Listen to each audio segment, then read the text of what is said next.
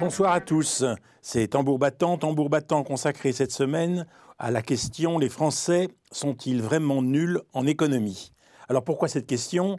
C'est grâce à la présence d'Alexandre Mironesco, qui est un ancien élève HEC, qui a été banquier privé chez Iéna Capital. Qu'il l'est toujours. Alexandre Mironesco, on peut dire que banquier d'affaires, investisseur, fondateur donc de Iéna Capital. J'ajouterais que c'est une structure partenaire en gestion de patrimoine de la banque Mirabeau et de Laffitte, gestion privée. Vous avez été cadre de direction chez Santander, Lehman Brothers et la Banque Lazare. Vous avez aussi une activité d'investisseur privé pour des startups.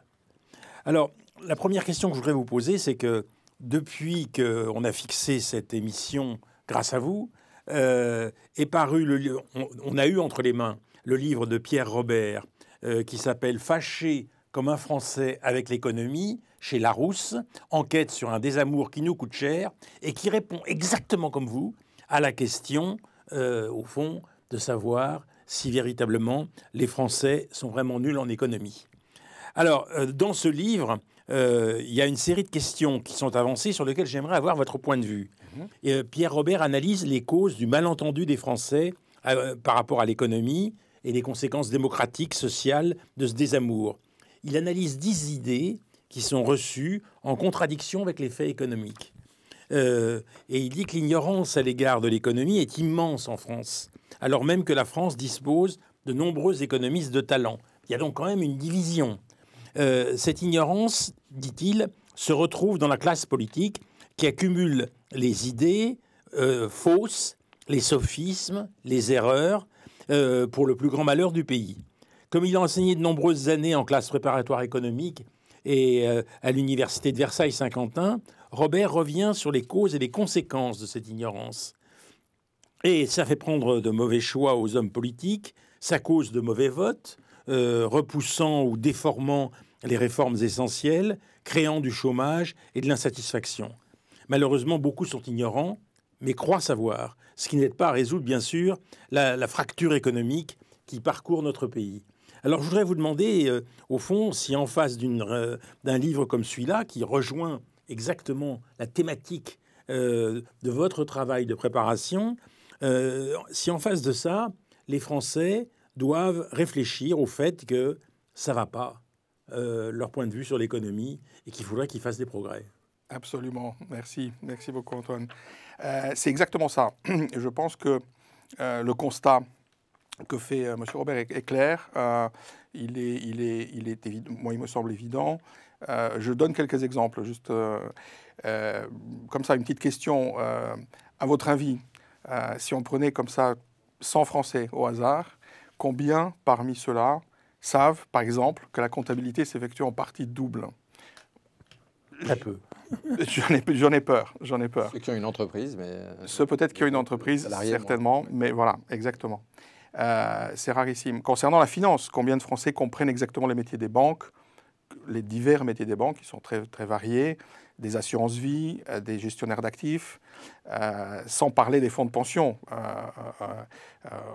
J'ai horreur de faire référence à ça, mais parce que je connais le... Horresco référence. Horresco référence, merci Patrick. Mais pour des raisons de préservation du monopole d'État sur la sécurité sociale, qui est selon moi un oxymore, il y a donc une sorte de défiance qui est généralisée et qui arrange quelque part les étatistes de dire non, ce sont des assurances, mais c'est à l'État de le faire. Or, qui a inventé cette sécurité sociale? Bon, c'était le régime de Vichy. Bon, très fortement inspiré par les idées nationales-socialistes que nous connaissons. Ensuite, c'est le CNR qui est quand même... il a validé. Il a validé, mais... Il a développé, oui. Aussi parce que lui aussi, le CNR était quand même fortement influencé par des... La résistance. Hein. Voilà, qui était fortement influencé par des idées très idéologiques. Fortement étatistes. Très étatistes, et qui étaient sous directe influence de Moscou à l'époque. Bon, ça c'est... Compte tenu des cours d'économie qu'il y a un peu partout, compte tenu de la manière dont cette économie est vécue par nombre d'élèves de sciences économiques ou de sciences politiques, est-ce que vous croyez qu'aujourd'hui, tout le monde sera d'accord avec, au fond, votre critique de la situation dans laquelle nous sommes ? Non, je suis sûr que non. Clairement, il y a deux camps qui sont assez clairement définis. Il n'y a pas de grille au milieu. Soit les gens ont une pensée idéologique et donc ils vont penser qu'effectivement il faut parler plutôt de sociologie plutôt que de parler d'économie. Et malheureusement, l'éducation nationale en France est extrêmement influencée par ces pensées-là, c'est ce camp-là. Personnellement, je pense que l'économie est juste une observation. Les bons économistes, et d'ailleurs tous les économistes français du 19e siècle, qui étaient on appelle aujourd'hui libéraux, mais en fait c'était simple, ils n'avaient pas une idéologie, ils observaient la réalité des choses. Et même en Angleterre aussi, Adam Smith, il observait ce qui se passait. Grande tradition française d'ailleurs, libérale, hein, avec notamment Bastiat. Absolument, Bastiat, Tocqueville, enfin la liste est longue. Mais ça a été complètement oublié, c'est pas du tout enseigné à l'école, tout ça, alors que pourtant au XIXe siècle, la France était numéro 1 au monde, ex aequo avec la Grande-Bretagne, mais on était quand même extraordinaire à l'époque en termes d'industrie, en termes d'innovation, c'était absolument incroyable.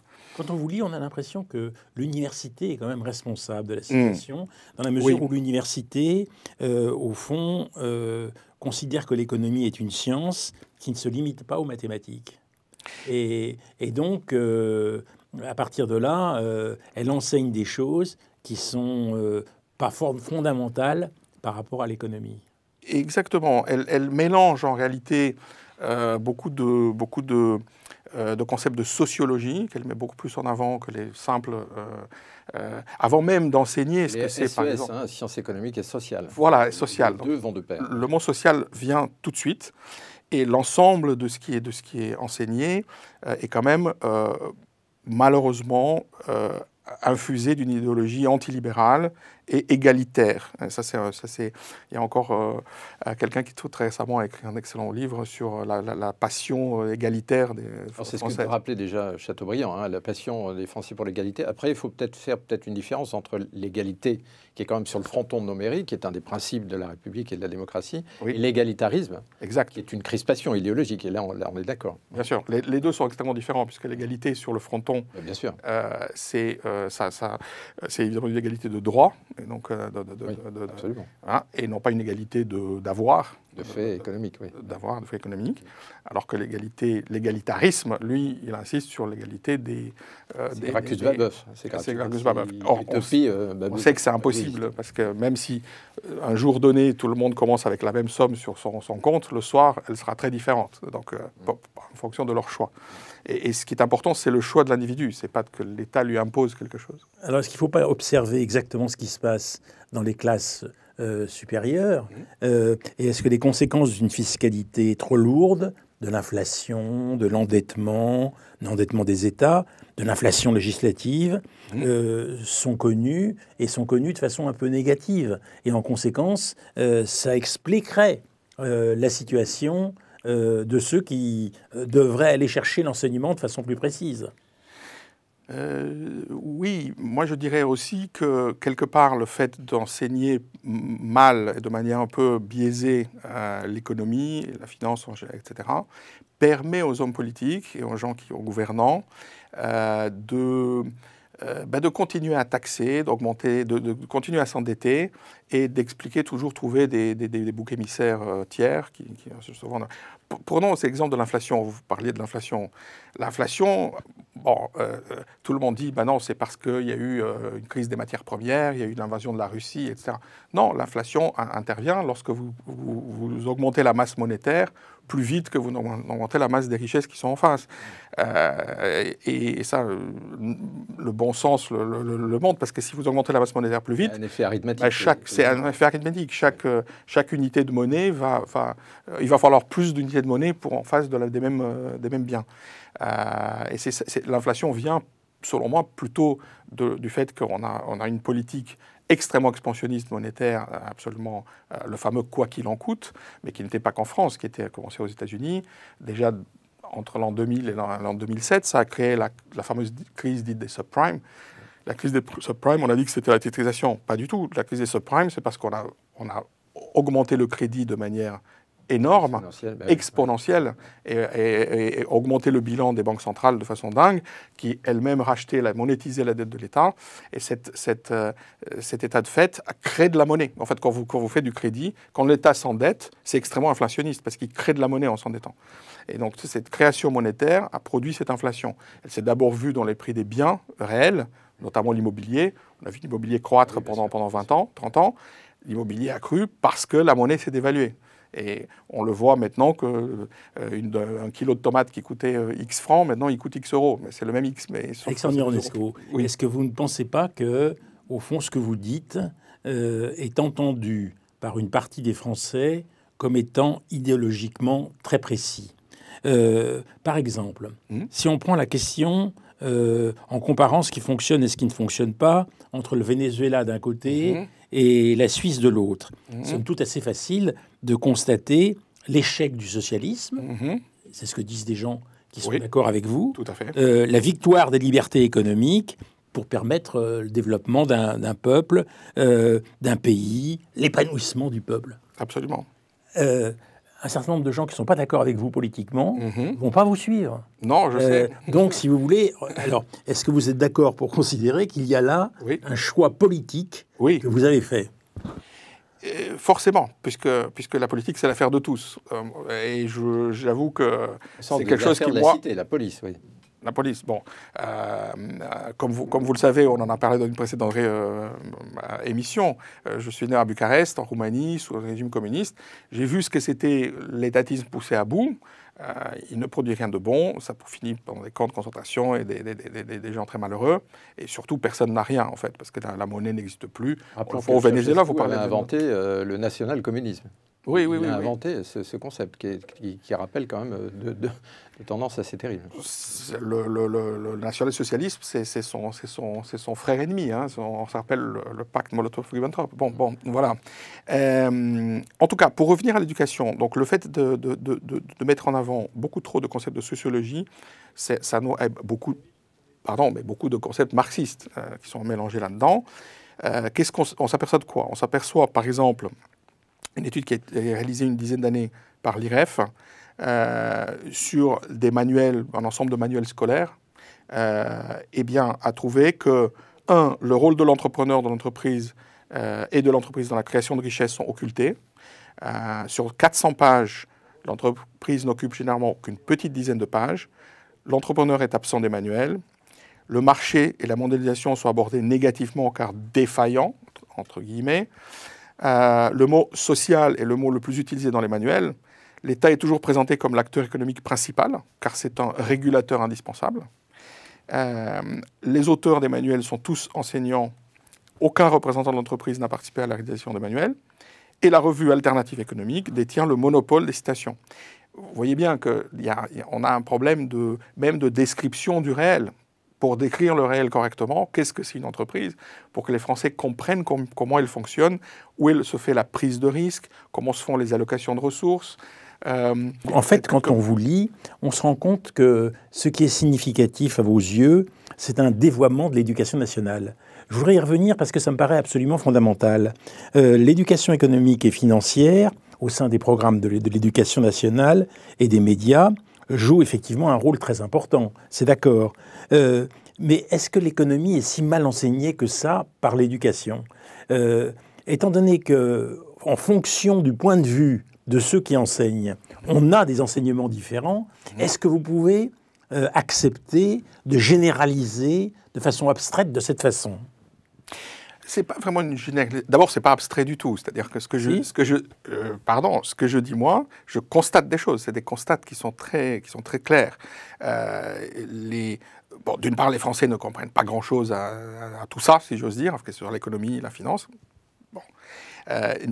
Ni même qu'elles soient d'ailleurs des entreprises ou même de l'État. Une proportion importante des Français. Une proportion extrêmement forte des Français, parce que même, et ça touche tout le monde, c'est que même des gens qui sont dans des postes extrêmement élevés, notamment par exemple dans l'État français, je ne suis pas sûr du tout qu'ils maîtrisent. Et si on veut des faits, il y a un sondage de l'IFOP de 2016 qui montrait que près de 85% des Français n'avaient pas eu d'enseignement, n'avaient pas bénéficié d'un enseignement d'économie.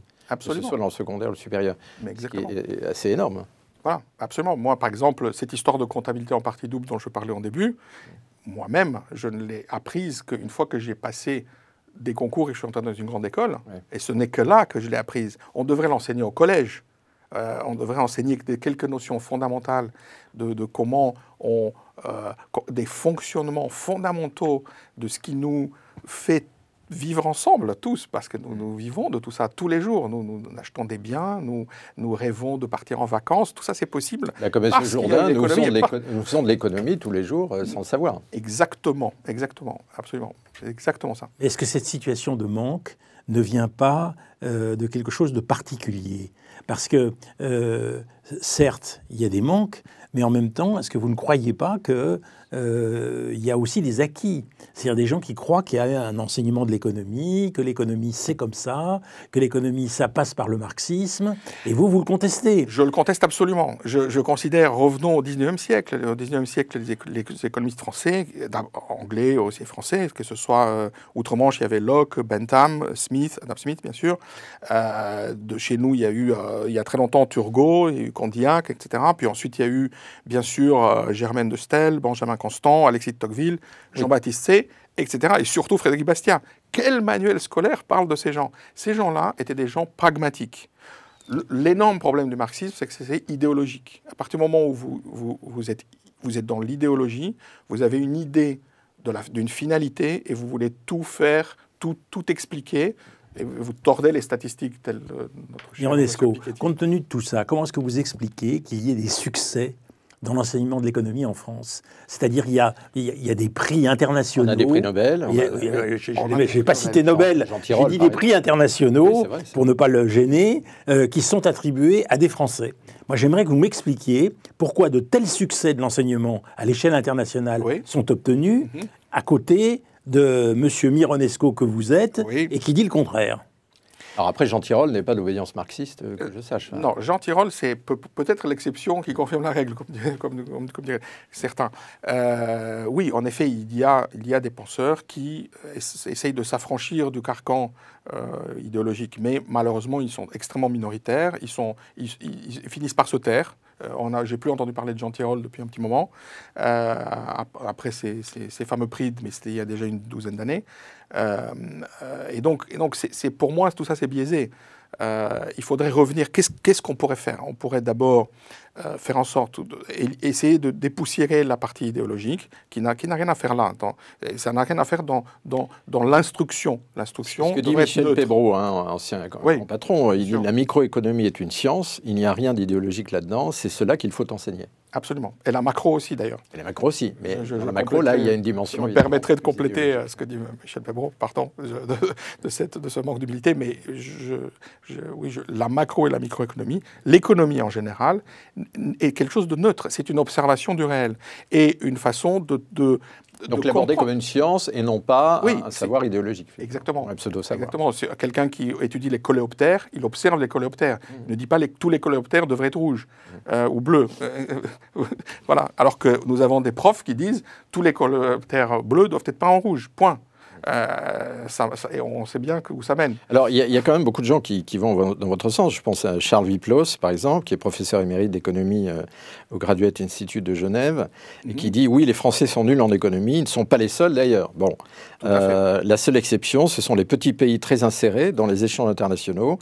Et il cite les Pays-Bas, l'Estonie, la Suisse, où on observe une plus grande sensibilité aux questions économiques. Mais c'est vrai que, est-ce que ce n'est pas finalement un constat qu'on peut faire un peu partout, y compris en Allemagne, qui est quand même le pays le plus important en termes économiques avec la France de l'Union européenne? Oui, certainement. C'est quelque chose qui, malheureusement, disons, l'éducation devrait s'appeler l'instruction dans un grand pays développé, a tendance à s'éloigner un peu du réel, simplement parce que ce sont des intellectuels et qui sont toujours un peu entre eux, ils prennent des décisions entre eux. L'éducation nationale est une assez belle illustration de ça. C'est beaucoup de cooptation, il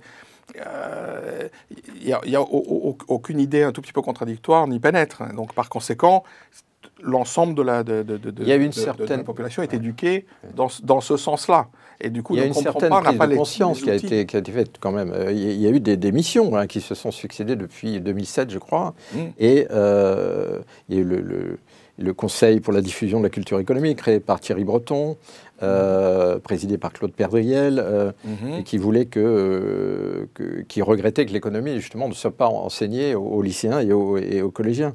Et donc, il y a une autre, la commission Guenry, par exemple, à partir de 2008, qui critiquait le caractère encyclopédique des programmes et les manuels tels qu'ils étaient faits. Donc, il y a eu beaucoup de missions, finalement, donc une certaine prise de conscience. Mais est-ce que ça aboutit à quelque chose? Vous qui êtes passé par HEC, vous savez très bien quand même qu'il y a une partie des Français, par exemple, qui pensent que la revue Alternatives économiques, qui est exactement l'idéologie inverse, elle décrit quelque chose qui est tout à fait juste. Et donc, vous contestez ça, c'est votre droit, évidemment. Mais en même temps, il faut que vous acceptiez l'idée qu'il y a beaucoup de gens qui, se mettant à la remorque d'alternatives économiques, par exemple, pensent qu'il y a des changements politiques qu'il faut promouvoir et que c'est ça l'essentiel en économie. Donc, ils sont en désaccord avec vous. Alors, la question que je voudrais vous poser, c'est qu'est-ce que vous en faites de ce désaccord? Comment vous le prenez en compte? Je pense qu'il existe. C'est un constat également. Donc, il faut être toujours pragmatique. Simplement, il faut essayer, peut-être. On voit bien qu'il y a un problème. Et d'ailleurs, M. Robert, le livre que vous avez cité, le dit clairement. Il dit « ça nous coûte cher ». Ça nous coûte cher. Moi, je suis tout à fait d'accord avec ce qu'il dit. En effet, il y a un coût associé à cela. Alors, je peux citer juste une petite... le prix Nobel 2006 américain Edmund Phelps disait que les lacunes des Français en économie coûtent à notre pays 1 point de croissance. Oui. Ce qui est considérable. C'est énorme. Et c'est cumulatif. Ça fait peur. Et c'est cumulatif. Bon. Et nous, notre PIB par habitant est plutôt à la baisse. Nous avons maintenant un record de déficit de la balance commerciale qui a jamais vu dans l'histoire, une désindustrialisation massive. C'est lié, le coût, on le voit, c'est visible. Il faut voir ce qu'on voit, comme disait Peggy, il faut voir ce qu'on voit. Voilà. Donc moi, je le dis. Je prétends rester d'un pragmatisme total. Je n'ai aucune idéologie, j'essaye d'éliminer tout élément d'idéologie, j'essaye d'éliminer de ma pensée ou de la façon dont je regarde les choses, tout élément qui consiste à dire j'ai ma conclusion et je vais maintenant forcer les faits pour qu'ils arrivent à cette conclusion. Pas du tout.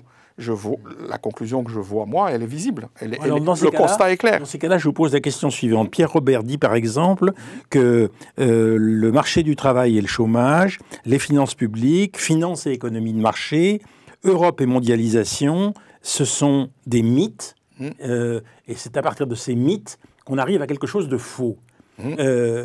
Beaucoup de Français pensent différemment. Oui. Comment est-ce que vous les intégrez? C'est ça la question. Comment vous intégrez ces Français-là? Parce qu'on leur a mal expliqué. Et ils sont sous emprise. Donc, comment faire? Eh bien, on peut d'abord rendre obligatoire l'étude de l'entreprise, dès le collège, puis le lycée, bien sûr. Le rôle de l'entreprise dans la création de richesses. D'abord, il faut déjà dire que ce qu'on appelle le capitalisme, je ne connais pas très bien ce mot parce qu'il n'y a pas d'idéologie derrière ça, c'est une observation du réel et c'est quelque chose qui est fondé sur l'état de droit, la propriété privée, etc. Toutes choses qui sont dans la déclaration des droits de l'homme et citoyen. Bon, donc ça c'est... Globalement l'économie de marché. L'économie de marché qui existe depuis, selon moi, depuis 60 000 ans, ça ne changera pas, ça ne changera jamais. Bon, on a essayé de la tordre, de faire autrement, ça menait à des camps de la mort. Bon. Donc, non, on a pensé surtout qu'on pouvait contester cette économie de marché et prendre en compte le fait que des États se substitue au marché. Voilà, exactement. Alors, qu'est-ce que vous en pensez ? C'est ce que pensait M. Hitler, le grand progressiste du XXe siècle. C'est ce que pensait M. Staline. C'est ce que pensait M. Ceausescu. C'est ce que pense aujourd'hui M. Maduro. C'est ce que pensent aujourd'hui les gens qui... C'est ce que pensaient les gens qui étaient en Argentine jusqu'à récemment, qui ont créé une inflation de 140% par an. Vous courez à la conclusion politique. Vous courez à ça. Et vous dites, vous êtes des politiques, et c'est en fonction de la politique que vous décidez. Mais non. Il y a un certain nombre de gens qui décident de ça sans avoir forcément la même opinion politique qu'un autre gouvernement. Moi, je ne leur demande pas d'avoir des opinions politiques. Je leur demande d'abord de regarder le réel. Déjà, si on partait de ça, et si on essayait de faire des choses toutes simples, d'enseigner la vraie économie, le vrai entrepreneuriat, comment on finance les choses de long terme, comment on finance l'innovation, qui sont les bons allocataires de ressources? Est-ce que c'est l'État ou est-ce que c'est les entrepreneurs? Par exemple, il y a souvent un cliché à propos des dividendes et de l'actionnariat. En entreprise, quand on connaît... Moi, j'ai connu l'entreprise pendant 15 ans. Aujourd'hui, je suis indépendant depuis 20 ans, donc je connais un petit peu l'usage de tout ça. J'ai enseigné un moment l'économie. Et ce que je vois, c'est que bien souvent, on décrit les gras actionnaires qui prennent un maximum, etc. Alors qu'en fait, vous donnez d'ailleurs des chiffres, je crois. Enfin, il y a dans le bénéfice d'une entreprise, donc il y a 46% qui va aux salariés, 25% pour les actionnaires, mais c'est seulement une petite partie de ces 25% qui leur est distribuée en dividendes parce que le reste est réinvesti, évidemment, Absolument. puisque l'entreprise a besoin d'investissement. Absolument. Donc ça, ce sont des faits, là, pour le coup, incontestables. Et là, il y a une méconnaissance absolue. C'est comme pour la dette, qui est quelque chose de complètement abstrait pour la plupart des gens, alors qu'elle existe. La dette, elle est quand même de 112% du PIB, 2600 milliards aujourd'hui sur un PIB... Pardon, pas non, 3 000 milliards. 3 000 milliards. Non, ça, c'est le PIB, 2600 milliards, et il fait 3 milliards. Exact. Et alors que la moyenne européenne est à 83,7. Là, on est, nous, à 112. Et on est quand même les champions dans ce domaine, juste devant la Belgique. Mais donc, il y a cette espèce d'abstraction dans laquelle la pensée est réduite et qui, finalement, ne fait pas comprendre certains mécanismes. Exactement. Absolument. Donc, en fait, en fâchant les gens avec la finance, l'économie de marché et aussi avec les fameux actionnaires. Les actionnaires, c'est nous tous. Quand nous ouvrons une police d'assurance vie, l'argent va financer... Alors, autre chose que j'adore, c'est ce concept d'économie réelle. Le jour où on me montrera l'économie irréelle, je commencerai à penser qu'il y a quelque chose. Toute économie est réelle, absolument. Bon, bref. Quand vous ouvrez une police d'assurance vie, votre argent va financer un bout de très grandes entreprises du CAC 40, un bout des grandes entreprises de ce qu'on appelle l'Eurostock 50, c'est-à-dire toutes les grandes entreprises européennes, un bout des entreprises moyennes, un bout des petites, un bout à travers le venture capital, un bout des startups, à travers le capital de croissance, un bout des entreprises qui se développent vite, à l'international, etc. Donc votre argent, il ne dort pas, il travaille, il investit. Donc tout le monde est concerné par ça. Tout le monde est actionnaire quelque part. Nous le sommes tous. À différents degrés, mais effectivement... À différents degrés. Et le fait que certains, effectivement, ont accumulé effectivement des richesses, ce n'est pas eux, c'est pas dans leur poche, c'est dans leur entreprise. Leur entreprise tourne en permanence, elle crée des emplois, elle innove, elle exporte. Et heureusement qu'on a ces gens-là, et heureusement qu'on a ces entreprises-là. Mais évidemment, une officine comme Oxfam, qui est notoirement marxiste, va dire les horribles actionnaires, les dividendes. Effectivement, Patrick, tu as raison, les dividendes ne sont qu'une fraction du profit. Oui. En fait, finalement, l'actionnaire s'enrichit de l'ensemble du profit. Oui. Mais on voit bien que le partage dans la valeur ajoutée, c'est 46 pour les salariés. Ça, c'est la moyenne de toute la France. En prenant les chiffres de toutes les entreprises françaises, 46% va aux salariés et 25% aux entreprises. Où va le reste? Sachant qu'en outre, où va le reste? À l'État. Quand on parle d'entreprise en France, 99% du tissu entrepreneurial, c'est des PME et des TPE. Exact. Les petites entreprises. Absolument. Les grandes entreprises représentent quasiment rien. Exactement. Les entreprises de revenus, bien sûr, sont aussi très actives partout dans le monde. Donc, voilà. Donc il faut les TPE, PME, évidemment. Mais tous les Français qui pensent différemment de vous, oui, ne sont pas des imbéciles. Certainement pas. Vous êtes d'accord? Non. Donc ils ont réfléchi. Ils ont été trompés. Attendez, ils ont analysé la situation dans laquelle ils sont, ils ont réfléchi et ils ont un point de vue différent du vôtre. Moi, ce que j'aimerais, c'est que vous me rendiez compte des raisons de leur point de vue contradictoire avec le vôtre. Parce qu'ils ont un point de vue contradictoire. Quand vous répétez ce que vous dites depuis le début de cette émission, moi, M. Mironesco, je pense que finalement, c'est comme ça que ça se passe, et que les gens ne sont pas d'accord. Il faudrait que vous me disiez comment les rendre d'accord. Or, en fait, vos déclarations ne les rendent pas d'accord. Les gens vous lisent, les gens lisent Pierre Robert, qui vient de publier « Fâché comme un Français avec l'économie », mais en même temps, ça ne convainc pas beaucoup de monde. Alors la question que je voudrais vous poser, c'est pourquoi ça ne convient pas beaucoup de monde? Est-ce que forcément... Il y a de plus en plus de gens qui sont... Non, et ceux qui ne sont pas convaincus, qui sont majoritaires, qui sont en France aujourd'hui, comment faire pour les gagner, puisque vous voulez les gagner, et surtout, compte tenu du fait que vous ne les gagnez pas, comment faire pour prendre en compte la réalité qu'est leur point de vue? Mais nous sommes tous en train de prendre en compte leur réalité. C'est-à-dire que nous avons aujourd'hui un gouvernement et une façon de gouverner la France qui est extraordinairement étatiste, contrairement à ce que disent certains hommes politiques qui disent que nous sommes dans l'ultralibéralisme. Ce qui est une erreur de jugement totale. L'ultralibéralisme lui-même, c'est un mot qui n'a aucun sens, parce que soit vous êtes libéral, soit vous n'êtes pas. Si vous êtes libéral, vous l'êtes, point. C'est comme blanc. Vous êtes blanc, voilà, c'est blanc. Voilà, vous êtes libéral. Ultralibéral ne veut rien dire. Ne veut strictement rien dire. Ouais. Bon. Mais on va accuser les gens d'être ultralibéraux, on va accuser, il y a des franges entières de la classe politique qui accusent même le gouvernement actuel, que moi je trouve ultra-interventionniste, ultra-étatiste, qui fait du quoi qu'il en coûte, qui fait le contraire absolu de ce qu'il faudrait faire, et qui est le contraire du libéralisme, à tout point de vue.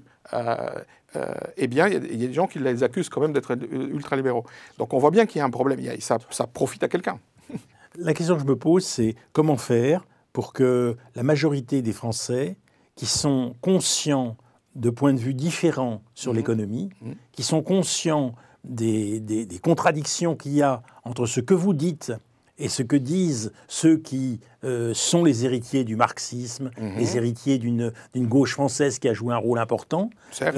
Comment faire pour intégrer la diversité française? Moi, je pense déjà qu'il faut être très pragmatique. Et moi, ce que je propose, c'est déjà qu'on change la façon dont l'entreprise et l'économie est enseignée dans ce qui devrait être l'instruction des jeunes Français. Bon. Vous êtes candidat à être ministre de l'enseignement. Je ne suis pas. Non, c'est pas. J'aime bien m'occuper. Non, je n'ai pas cette prétention. J'ai un souci pour le fait politique parce que je vois le coût.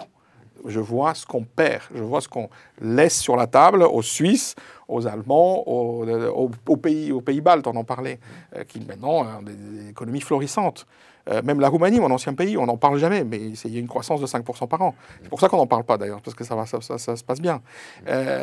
Voilà, donc c'est un rattrapage incroyable. Tout le bloc de l'Est qui a été maintenu la tête sous l'eau pendant 50 ans, ou voire 80, eh bien maintenant il se développe. Voilà. Et on peut changer les choses, mais en étant pragmatique. Il faut déjà changer la façon dont l'économie est enseignée. Il faut le faire de manière non idéologique. Donc il faut totalement enlever tout ça et faire en sorte qu'il y ait des entrepreneurs qui viennent et qui pèsent dans la façon dont on fait les programmes, d'une part, et d'autre part, aussi réhabiliter, bien sûr, ça se fait beaucoup en Allemagne, les échanges enseignement et entreprise, alors que ça se fait beaucoup moins en France, par exemple. Peut-être que ça ne se fait pas du tout. Les entrepreneurs ne mettent pas le pied. Heureusement, il y a des associations, par exemple, comme 100 000 entrepreneurs, qui s'est créée en 2007, qui fait ça, qui s'occupe d'envoyer des entrepreneurs, des gens qui ont réussi, qui ont monté des boîtes, qui s'occupe de les envoyer dans des écoles, à tous les niveaux de collège, lycée, etc., pour parler avec les jeunes. De rompre un peu les clichés. Et rompre les clichés, voilà. Bien, merci. Alors donc, je voudrais rappeler un livre qui va dans le même sens que vous et qui est vraiment une illustration de votre point de vue. C'est le livre de Pierre Robert, « Fâché comme un Français avec l'économie, enquête sur un désamour qui nous coûte cher », publié chez Larousse.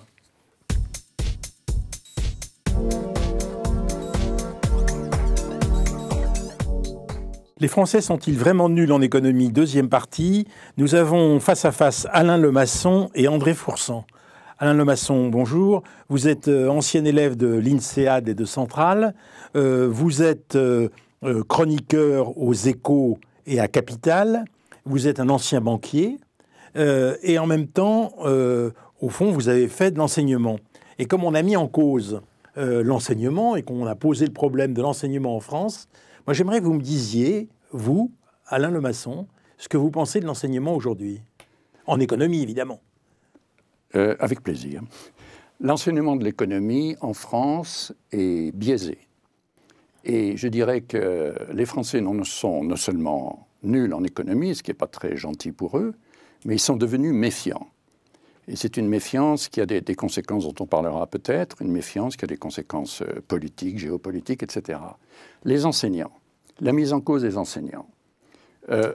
Il se trouve que par hasard de calendrier, j'ai participé aux journées d'alternatives économiques que vous avez citées au début de l'émission.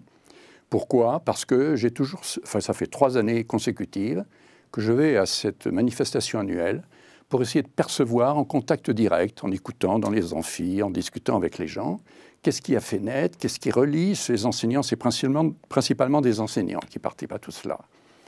Et j'ai découvert une angoisse chez ces enseignants qui sont dans les panels qui organisent les discussions très nombreuses. Il y a une participation énorme à ces journées de l'alternative économique. J'étais sensible à cette angoisse qui est exprimée sur 2 plans. Le problème des rémunérations, qui est incontestable, hein, les médias enfants État, et une incertitude une sorte d'incertitude sur leur utilité. Tout cela m'a troublé, dont je ne me serais jamais rendu compte à la seule lecture des programmes de sciences économiques dans les lycées en France. Et les enseignants, je pense que beaucoup sont de bonne foi, mais surtout ils ne sont pas responsables de la chose enseignée. La chose enseignée, que ce soit au lycée, qui est un sujet que j'ai étudié, retraité depuis longtemps, j'ai du temps, sympathique, et il y a cette chose enseignée, j'ai analysé, essayé de comprendre. Donc j'ai découvert l'existence du Conseil supérieur des programmes. J'ai regardé comment était constitué ce Conseil supérieur des programmes, et il y a une question à laquelle j'ai une réponse. J'ai interrogé, durant Alternative économique, les professeurs là-dessus, je n'ai pas eu de réponse de leur part. Je crois que le Conseil supérieur des programmes, je pèse mes mots, est devenu une puissance orientée idéologiquement au sein du ministère de l'Éducation nationale, sur laquelle le ministre n'a pas de pouvoir. Voilà. Donc, en résumé, les enseignants sont de bonne foi, font un métier extraordinaire, mais la chose enseignée leur est imposée. Voilà. Alors ça leur est imposé, mais quand on lit votre livre « Comprendre l'économie et la finance moderne », marché financier, cash flow, titrisation, BCE, subprime, expliqué simplement, et c'est la 4e édition de ce livre, qui est publié par les guides pratiques chez Gérézo, on se rend compte qu'il y a un vrai travail qui est fait dans une idéologie qui n'est pas celle qui est stigmatisée par Mironesco, qui s'est exprimée tout à l'heure. Alors j'aimerais que vous me disiez comment ça se fait qu'un observateur comme Mironesco, au fond, passe à côté de quelque chose qui existe aussi en France, et au fond décrit quelque chose qui est partiel dans l'enseignement français. Je ne vois pas très bien l'objection, au contraire, nous sommes complémentaires. Dans ce livre, je parle un peu de l'enseignement de l'économie tel qu'il est en France, non pas en interpellant les auteurs ou les enseignants, mais en parlant des conséquences. Les conséquences qui sont à 2 niveaux. Les idées fausses, qui sont propagées dans l'esprit des jeunes élèves, et ce qui n'est pas dit. Et ce sont ces idées fausses que j'analyse dans certains des chapitres, quelques-unes d'entre elles, et ce sont ce qu'il faut savoir et qui n'est pas dit, que je développe largement, sans, je crois, esprit idéologique. Mon prédécesseur, Alexandre Mironesco, parlait d'une orientation franchement orientée, etc. Il avait raison, mais le sujet n'est pas là. Le sujet, c'est que dire de juste, que transmettre de juste et de correct dans l'esprit des élèves? Est-ce Je crois qu'il y a un élément, est-ce possible? Il a eu raison, j'ai été interpellé par une des choses qu'il a dites, c'est qu'il y a un moment, il y a une première phase dans laquelle on pourrait exposer l'économie d'une manière neutre. Comment ça fonctionne? Comment ça marche? Qu'est-ce que c'est que vraiment la bourse? Combien de Français savent ce que c'est la bourse? Combien de Français savent que la bourse est un outil absolument incroyable qui permet aux entreprises d'emprunter, entre guillemets, de l'argent sans l'obligation de rembourser. Sans l'obligation de rembourser. C'est une vérité qu'on peut exposer en 30 secondes, comme je viens de le faire, et qui mériterait d'être développée. Dans ce livre, en partant d'idées simples, de démonstrations et surtout de schémas, j'essaye de montrer une facette de l'économie. Et il y a un moment où l'économie, effectivement, devient idéologique, entre guillemets idéologique. Pourquoi ? Parce qu'il y a un moment où, effectivement, la culture, l'idéologie, la culture, l'histoire expliquent chez nous, par exemple, de notre côté, il y a un clivage qui se fait sur le rôle de l'État. Disons qu'il y a un problème du curseur du rôle de l'État. Et quand on compare ce qui se passe aux États-Unis, où j'ai travaillé, ce qui se passe en Europe, j'ai travaillé en Allemagne, en France, aux États-Unis, le curseur est franchement du côté privé, et en Europe, le curseur est franchement du côté État. Est-ce que c'est bien, est-ce que c'est pas mal? Il faut nuancer. Maintenant, on tend, y compris en France, à rapprocher les deux. Mais dans l'idéologie, dans la compréhension, dans la perception de l'économie et de la finance de la part des Français, il y a ce clivage inconscient. Et mon livre a pour objectif de décrire ce qui est vrai, ce qui, je crois, est clair, simple, et qui doit être connu. Voilà. Alors j'aimerais savoir si c'est aussi le point de vue d'André Fourcent qui est en face de vous. André Fourcent, vous êtes professeur d'économie à l'ESSEC, ESSEC Business School. Vous avez enseigné à l'Institut d'études politiques de Paris et de 2 grandes universités américaines. Vous avez été conseiller spécial d'un commissaire européen.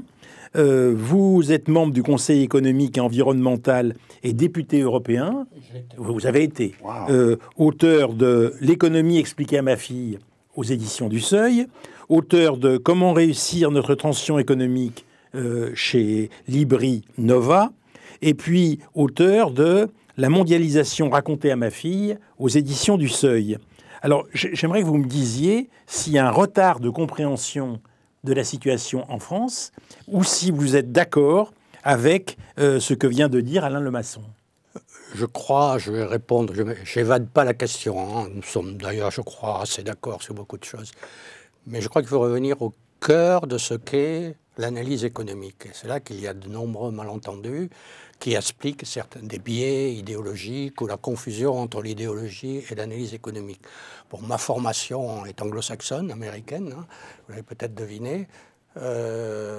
Et comment on approche la question économique, non pas du point de vue idéologique, du moins pas directement, même s'il peut y avoir parfois des biais, certains biais idéologiques, mais comme une science. Et ça, c'est peu reconnu en France, que la science économique, c'est une science. C'est-à-dire qu'elle suit les préceptes, la méthodologie d'une science, comme la science physique. Bon, alors c'est une science dite molle, comme on dit, par rapport aux sciences dures que peut-être la physique, mais la méthodologie est la même, c'est-à-dire il y a des concepts, il y a des axiomes, il y a des organisations, des hypothèses, organisation de ces hypothèses qui construit une théorie pour voir le monde. D'ailleurs, une de mes phrases favorites que je sors assez souvent à mes étudiants et à ma fille, et à mon fils, je suis un fils, c'est « il n'y a rien de plus pratique qu'une bonne théorie ». À condition qu'elle soit bonne. C'est pas de moi, c'est d'Henri Poincaré, le grand scientifique, mathématicien, philosophe des sciences du début du XXe siècle. Donc, on construit une théorie et on la confronte avec les faits. C'est-à-dire qu'il y a toujours cette interaction entre l'empirique sur les faits et la théorie économique. Et si on ne distingue pas bien ces deux éléments, entre la théorie, disons, et l'idéologie, on peut dire un peu n'importe quoi. Et malheureusement, pour beaucoup, ce que font beaucoup. Vous parliez d'alternative économique. On ne peut pas dire que l'alternative économique n'ait pas de biais. L'alternative économique a un biais plutôt étatiste, je dirais, interventionniste, keynésien, si on veut être plus, je vais employer les termes plus techniques, entre guillemets, c'est-à-dire qu'il donne un rôle plus important à l'État qu'au marché, critique le marché. Et d'ailleurs, je trouve un peu choquant qu'ils aient le monopole de l'enseignement. C'est en fait, je vois, mon fils, il n'y a pas très longtemps, était au lycée. Je lui dis, qu'est-ce que tu lis? Alternative économique. Bon, très bien, mais c'est tout. Bah ouais, on me demande de lire Alternative économique. Alors, comme tout monopole, toute économie qui se respecte sait que le monopole conduit à une perte de bien-être pour la collectivité. Ici, ce monopole, je crois, a les mêmes résultats. Bon, je ne vais pas m'étendre sur ça, je ne veux pas faire de polémique, même si ça ne me gêne pas d'en faire. Donc la science économique, c'est-à-dire on construit une vision de l'homme en société, et comment les interactions, à partir de cette méthodologie, l'individualisme méthodologique, comme on dit dans le jargon, comment ces interactions conduisent à certains résultats économiques et plus généralement, les résultats sociaux. On peut analyser la politique, on peut analyser la bureaucratie, on peut analyser la théorie du mariage, la théorie de la criminalité. Donc ce n'est pas uniquement les échanges marchands, la production et l'échange qui est analysé. C'est beaucoup plus large. Cette vision de l'homme, alors à raison ou à tort, ça c'est une autre discussion qu'on peut avoir, cette vision de l'homme s'applique à la compréhension des grands phénomènes économiques, sociaux, politiques et autres. Donc, il faut bien discerner ce de quoi on parle. Et à partir de là, il y a la différence entre l'économie positive et l'économie normative. L'économie positive essaye de comprendre ce qui est, sans porter de jugement de valeur, à dire un truc qui peut vous choquer, qui choque les gens, si on dit le SMIC peut provoquer du chômage. Ce n'est pas un jugement normatif, normalement. C'est un jugement fondé sur les analyses théoriques et empiriques qui ont été faites sur cette question. Alors on peut toujours discuter de la validité de la science, c'est une autre affaire. Mais en tout cas, c'est fondé sur ça. Ce n'est pas du normatif. Normalement, ça ne devrait pas être du normatif. Où vous allez dire que le chômage est dû aux immigrés. Où est la science derrière? Et il y en a d'ailleurs qui analysent cette question. Je ne dis pas qu'ils déduisent que le chômage est dû à l'immigration. En tout cas, ils analysent cette question. Ou que le chômage est dû au capitalisme. Vous avez parlé tout à l'heure, je crois, où le monsieur qui était à notre place il y a quelques minutes parler un petit peu du capitalisme. Ça, c'est de l'idéologie. L'économiste, le vrai, tel que je l'entends, celui qui fait de l'économie positive, va se dire, bon, je vais développer un bon modèle, je vais faire des hypothèses, je vais changer ces hypothèses, ça va conduire une théorie, je pourrais en déduire certaines implications, et surtout, je vais la confronter avec les faits, pour voir si cette théorie permet de comprendre plutôt bien, ou mieux en tout cas que d'autres théories, le phénomène qu'on analyse. D'où les énormes confusions qu'il y a dans le débat français, par exemple, pas que français d'ailleurs, mais surtout français, c'est l'économie normative qui l'emporte toujours. Et l'opinion individuelle, c'est-à-dire quelqu'un va avoir une opinion A, un autre une opinion B, qui est fondée sur n'importe quoi, sur ce qu'ils veulent. Et puis ils vont dire, bah, c'est moi qui ai raison, non, c'est pas moi, c'est pas vous, c'est moi. Les économistes, à nouveau les vrais, les professionnels, les chercheurs, les universitaires au sens noble du terme, vont discuter, ah oui, mais vos hypothèses, là, c'est pas terrible, parce que ceci et cela, en termes de logique, des fondements microéconomiques, par exemple, ou la manière dont vous avez confronté la théorie aux faits n'est pas faite de façon tout à fait adéquate ou pas suffisamment. Là, ça sera le débat. Et il y a beaucoup moins de débats entre les professionnels, ces chercheurs de l'économie, qu'il y en a dans les grands médias, parce que justement, dans les grands médias, on fait de l'économie normative beaucoup plus que l'économie positive. Et la France est particulière à cet égard. Enfin, en France, même certains vont jusqu'à dire qu'il n'existe pas d'analyse économique, il n'existe pas de science économique. La science économique, bon, c'est quoi? Vous prenez pour qui? Vous les économistes, vous prenez pour les scientifiques? Ben oui, on se prend pour les scientifiques, les sérieux. Elle n'existe pas, tout est politique ou tout est résulte de l'État, de décisions centralisées. Donc, si on considère que l'économie en soi n'existe pas, c'est-à-dire qu'il n'y a pas de phénomène autonome fondé sur des comportements, des interactions de ces comportements, eh bien, bien sûr, vous n'allez pas étudier la science économique, puisque explicitement ou implicitement, vous rejetez, vous considérez qu'il n'y a pas de science économique. Donc comment allez-vous l'apprendre? Comment allez-vous l'enseigner? Vous allez faire de l'opinion, vous allez faire de l'idéologie, vous allez faire de la politique. Alain Lemasson, en fait, vous êtes sur la même ligne d'une certaine façon qu'André Fourcent, parce que vous allez, j'ai sous les yeux le tract que vous avez publié à propos de votre prochain livre, oui. Dis papa, explique-nous la finance, dialogue entre un père banquier et ses grands-enfants, marché, banque, bourse, euro, BCE, et aux éditions du Loup, vous expliquez au fond, dans ce dialogue, ce qu'il en est de l'économie. Et finalement, vous êtes sur la même ligne, non ? On est sur la même ligne, il n'y a pas d'opposition directe, dans la mesure où nous sommes en fait sur des lignes parallèles. J'ai beaucoup apprécié votre développement, vos analyses, je dirais sur un plan théorique, ce que devrait être l'enseignement, l'analyse, etc. Je voudrais vous demander, ou plutôt je m'interroge, j'apprends que vous avez été formé en économie aux États-Unis, j'ai beaucoup travaillé dans une banque américaine, je connais un petit peu cette culture. N'avez-vous pas été quelque peu surpris, understatement, en découvrant comment vos enfants apprenaient l'économie? C'est-à-dire, j'ai cru comprendre qu'ils ont fait SES au lycée. Mon fils, oui, pas mal. Votre fils? Ma fille aussi, oui, je crois. Il y a plus longtemps, j'ai oublié. Bon, moi j'ai découvert les livres de SES, l'enseignement de l'économie au lycée. C'est 3 années, c'est seconde, première, terminale. Je crois que je pourrais passer, mais vraiment les yeux fermés, le bac, enfin il n'y en a plus, mais la spécialité sciences économiques et sociales du bac. Je connais le manuel presque par cœur. La première chose qui surprend, quand on regarde la table des matières du livre, du manuel, j'en ai regardé 2, c'est d'abord l'économie est minoritaire. L'enseignement, le cours qui s'appelle sciences économiques et sociales, il y a le mot social. La science économique, elle n'a de science, oui, c'est une science historique, mais la partie économie, c'est 5 chapitres. La partie sociologie, c'est 5 chapitres. Il y a une 3e partie qui est l'environnement, l'écologie et la politique. Et puis, une dernière partie qui est regard croisé. Quand vous allez un peu plus loin que le titre des parties, vous allez regarder quels sont les intitulés des chapitres. Vous voyez, pour l'économie, il y a 5 chapitres, la croissance, le commerce international, l'Europe, etc.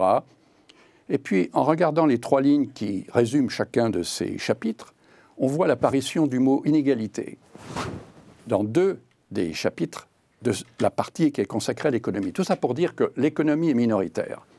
L'enseignement de l'économie, la chose économique telle qu'enseignée dans les manuels, donc à nos enfants entre la seconde et terminale, la partie économique est minoritaire. Mais mieux que ça, je dirais en amont de cette observation déjà détaillée, il y a, mais comment peut-on enseigner en même temps la sociologie plus marxiste que, c'est plus Marx que Raymond Aron, et en même temps l'économie? C'est-à-dire, comment un étudiant, un gamin, disons, un jeune entre 15 ans et 17 ans, réagit lorsque, devant la chose enseignée, l'économie, et instantanément la critique de la chose enseignée, au nom de l'écologie, au nom des inégalités, etc. Ce sont des points de vue naturels que je comprends, mais est-ce que c'est formateur? Les regards croisés, les fameux regards croisés, c'est intelligent comme chapitre, ça a l'air de dire, voyez, on va regarder les liens, etc. En fait, c'est l'environnement, je parle du programme de l'année dernière, l'environnement et, j'ai oublié le dernier, mais qui n'a rien à voir avec l'économie. Autrement dit, le biais anticapitaliste, il apparaît là. Au-delà de la critique, qu'est-ce qu'il faut savoir aujourd'hui? Qu'est-ce qu'il faut savoir? Je peux le dire très simplement. D'abord, corriger les idées fausses. Regardez, par exemple, ce qui circule dans les médias. Là, je m'évade un peu de la sphère enseignement. Les médias vous disent que les marchés ne sont pas dans l'économie réelle. 1 euro qui va sur les marchés sort de l'économie réelle. Supposons que vous soyez actionnaire du Nasdaq. Je vous achète une action que vous avez d'Apple. Je vous donne, ou de Tesla, 231 € hier soir, vous me donnez. Donc je fais sortir de l'économie, c'est-à-dire de mon compte en banque, de l'argent pour vous acheter une action. Vous étiez propriétaire d'une action, mais cet argent qui était sur mon compte en banque est sur votre compte en banque. Peut-on parler d'une sortie de l'économie de ce fait? Et l'élément le plus important, j'y faisais allusion tout à l'heure, il est quand même très simple d'expliquer à tout le monde, à l'opinion, via les médias, aux enfants au lycée, que la finance, qu'est-ce que c'est? Mais ça permet l'investissement. L'investissement, qu'est-ce que c'est? Ça permet la croissance. Et la croissance, c'est des emplois. Et donc d'expliquer que la finance, en fait, c'est un cycle de recyclage de l'épargne Pas besoin d'avoir fait Polytechnique ou des modélisations puissantes ou de connaître à fond Keynes et les autres pour comprendre cette mécanique simple, pour comprendre à quel point la finance joue ce rôle capital. Je pourrais dire aussi, par exemple, l'un des chapitres je reviens au livre de sciences économiques et sociales, il est là pour parler de l'Europe. Et il dit, l'Europe, en substance, a privé les États de la souveraineté monétaire. Alors, vous avez envie de comprendre. Je me souviens, moi, j'ai passé un peu de temps à Sciences Po, il y a très très longtemps, et j'étais fasciné par un cours en écophie sur les dévaluations. Et donc j'ai rattaché cette analyse de la dévaluation, c'était une époque où il y avait des dévaluations sans arrêt, où la France appelait l'Allemagne pour la soutenir, etc. Et là, je vois annoncer, comme une merveille, l'idée qu'on a privé la France, enfin les États européens, de leur souveraineté monétaire, et dont s'est accaparée cette entité abstraite qu'est l'Europe. Mettre ça dans l'esprit des enfants, c'est insinuer, je pèse mes mots, l'idée que la dévaluation que nous ne pouvons plus pratiquer était un outil positif, était un outil utile. Vous voyez, ce sont des choses concrètes comme celle-ci que j'ai développées dans ce livre, qui sont... Je ne parle pas de la théorie. La théorie, ils vont la chercher quand ils veulent. Et je pense qu'une bonne démarche pédagogique, quels que soient les domaines, consiste à donner la vue d'ensemble, d'ailleurs. Un peu comme si vous découvrez Paris, vous montez sur la Tour Eiffel, vous voyez tout ça. Et après, vous faites des zooms, si je peux dire. C'est la méthode que j'essaie de développer dans la 4e édition de ce livre, dans les éditions précédentes, sachant que ce livre est, je dirais, la traduction écrite, une photographie à un moment donné, d'un site internet que j'ai commencé en 2012. Les crises de subprime. Comment j'en suis arrivé à m'intéresser à la pédagogie de la finance, retraité de la banque, j'aurais pu mener une vie j'aimais écrire, de romancier, etc. Les subprimes. Je découvre les subprimes. 2008, 2009. Qu'est-ce que je lis? Les banques, parmi les critiques, ce sont les banques, la titrisation. Ah, le mot horrible. Les banques ont déversé des crédits pourris sur les marchés. Il se trouve que dans les années 1990, j'étais en Allemagne, la Banque Indosuez qui m'employait m'avait emmené diriger une filiale, et au miracle, cette filiale pratiquait la titrisation. Donc j'ignorais tout avant d'y aller. Donc j'ai découvert, je l'ai pratiqué, j'ai vu ce que c'est que de vendre des crédits. Je me suis dit, attendez, comment se fait-il qu'on dise que des banques aient vendu des crédits pourris sur les marchés, mais l'acheteur ne s'en rendait pas compte? Vous voyez, c'est des choses comme ça qui surprennent. Bon, et puis je pourrais en parler 2 heures, je crois que le temps... Non, mais vous ne croyez pas que, pour résumer, qu'il faudrait focaliser l'enseignement sur les choses élémentaires? La théorie vient après. D'abord le global, à quoi sert la finance, à quoi servent les banques, comment marche une banque, l'aléa morale. Regardez, je termine, pardon si vous permettez, je termine là-dessus. L'aléa morale, cette chose extraordinaire. L'aléa morale a été inventé, je crois, par Max Weber, mais il est discuté explicitement dans le manuel de sciences économiques et sociales. Pour dire quoi? L'aléa morale, c'est une attitude générale qui consiste à savoir qu'on est assuré, permet de prendre des risques. Eh bien, les banques, c'est pareil. Les banques, elles ont pris tous les risques, les plus graves, pour gagner de l'argent, en se disant, de toute façon, quoi qu'il arrive, l'État va nous couvrir. Eh bien, l'aléa morale, cette notion-là a envahi. Et alors, vous vous rappelez, je crois que c'était le président Sarkozy à l'époque, ou peu importe qui d'ailleurs, il y a eu effectivement une intervention de l'État français pour secourir les banques. Mais personne n'a dit, ou du moins les toutes petites lignes en énarpage du Monde et encore, a dit qu'il s'agissait de prêts. Aucune banque française n'a été renflouée. Tous ces prêts ont été remboursés, intérêts compris. Il n'y a eu qu'une banque franco-belge, je crois, qui a été dissoute depuis. C'est quand même extraordinaire. Il y a eu 526, j'ai le chiffre en tête, je ne sais pas pourquoi, banques américaines qui ont fait faillite pendant les subprimes. Alors parler de Lehman Brothers, ce qui est symbolique, mais parler des banques qui sont insouciantes et qui, vous voyez, voilà, la liste est longue. Je les passe en revue dans ce livre et de la façon la plus calme possible, peut-être plus calme que maintenant, parce que le sujet me passionne. J'expose ce qu'il faut le voir, ce qui est vrai, pas, et ce qui pourrait être corrigé. Voilà, dans un souci positif d'informer mes concitoyens. Qu'en pensez-vous? Oh, j'en pense beaucoup de choses, mais vous illustrez en fait ce que je disais tout à l'heure, la différence entre l'économie normative et l'économie positive. Alors bien sûr, il faut expliquer ce qu'est un marché, ce qu'est le marché financier, ce que font les banques, d'accord. Mais plus important pour moi, mais au niveau du secondaire, je ne sais pas.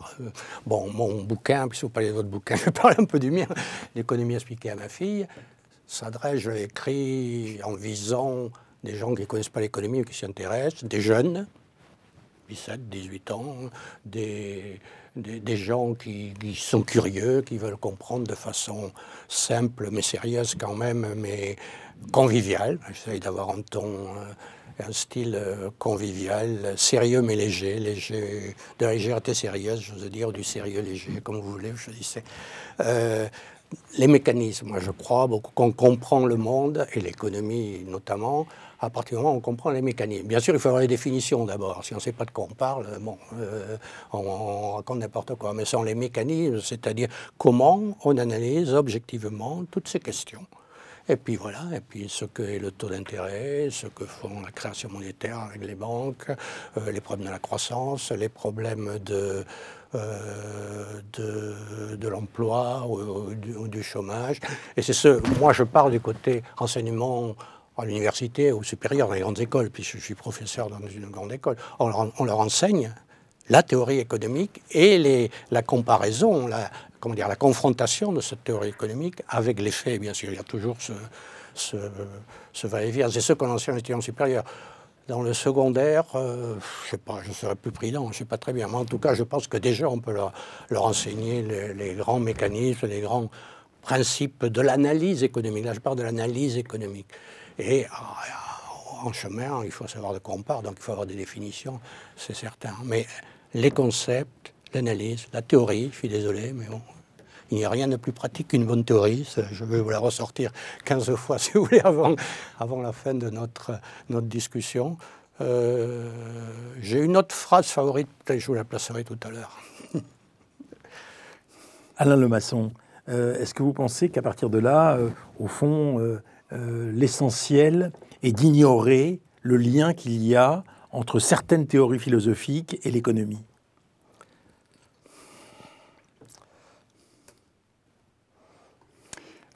Ignorer, non. Mais je dirais le découvrir, moi j'ai très envie de vous lire, mais le découvrir lorsque les bases sont connues. Il y a un moment, il faut être très terre à terre. Il faut regarder comment marche effectivement une banque. Il faut regarder ce que c'est qu'effectivement un marché. Combien de professeurs d'économie ont mis, je ne sais pas, 500 € en bourse pour regarder comment ça marche et s'interroger et suivre l'entreprise correspondant aux actions qu'ils ont achetées. À quoi a servi l'argent que la bourse leur a apporté. Vous voyez, des choses comme ça, des choses très simples. Vous avez évoqué, je vais revenir, vous avez évoqué, vous êtes enseignant dans une business school. J'ai regardé le programme d'enseignement de l'économie à l'école centrale. Je trouve que j'en suis originaire, mais il y a X années. Il y a deux parties. Il y a l'enseignement de l'économie et l'enseignement, la préparation des élèves à la connaissance de l'entreprise. J'ai regardé, une fois le titre annoncé, qui est très bien, pour regarder quel est le contenu. La partie économique, actuellement, là j'ai regardé chez Centrale Lyon, c'est là où j'ai trouvé les programmes les plus accessibles. Un professeur de sociologie enseigne les crises, la crise des subprimes, sur laquelle, bon bref, toutes sortes de choses farfelues, qui est très importante, très très importante. Je travaille à un bouquin là-dessus. Et la partie entreprise, mais alors c'est extraordinaire. La partie entreprise, on se dirait, bon, on va leur apprendre ce que c'est qu'une entreprise, comment elle se développe. C'est le plan comptable. Il y a, je ne vais pas dire le nombre d'années, je crois que nous avons le même âge, à Centrale, j'ai appris, je n'allais pas au cours, le plan comptable. Mais vous vous rendez compte, initier des têtes, a priori bien faites, désireuses d'apprendre, positives, à la comptabilité, à l'entreprise, par le biais du plan comptable, débit-crédit, c'est incroyable. Et j'ai regardé qui est à l'origine de ce programme, qui est le même dans toutes les écoles centrales. J'en déduis, tiens, j'ai une question à vous poser, j'en déduis que le programme de sciences économiques des grandes écoles scientifiques, je n'ai pas regardé à l'IX, je n'ai pas regardé ailleurs, dépend du CSP, enfin d'une entité gouvernementale. Qu'en est-il des programmes d'enseignement de l'économie à l'ESSEC? Je crois comprendre que c'est un peu plus libre. L'ESSEC est une école, une institution privée et qui décide du programme, c'est le département économie de l'ESSEC. C'est-à-dire tous les collègues ensemble, on décide de ce qu'on va enseigner, comment on le fait. On n'a aucune. C'est ce qui fait que vos deux thèses, de la part de l'État. C'est ce qui fait que vos deux thèses sont légèrement différentes. C'est-à-dire que vous faites entrer une certaine pluralité dans ce qui se passe à l'ESSEC, pluralité que vous ne voyez pas. parce que vous voyez la tutelle gouvernementale, au contraire, dans ce qui se fait dans les écoles publiques. Et je crois que c'est ça qu'on a comme confrontation. Alors je voudrais conseiller à nos auditeurs, d'une part, de lire le livre d'Alain Lemasson, Comprendre l'économie et la finance moderne, marché financier, cash flow, titrisation, BCE, subprimes, expliqué simplement. Et puis de lire les livres d'André Fourcent. Il y en a un qui m'a beaucoup retenu, L'économie expliquée à ma fille, parce qu'il est très simple. Il est très simple, très pédagogique, et il explique les choses à partir de votre pratique, donc à l'ESSEC, et il est publié aux éditions du Seuil. À partir de la connaissance de la science économique. Voilà. Et de façon simple et conviviale. Enfin, j'essaye de pas être Merci à tous les deux.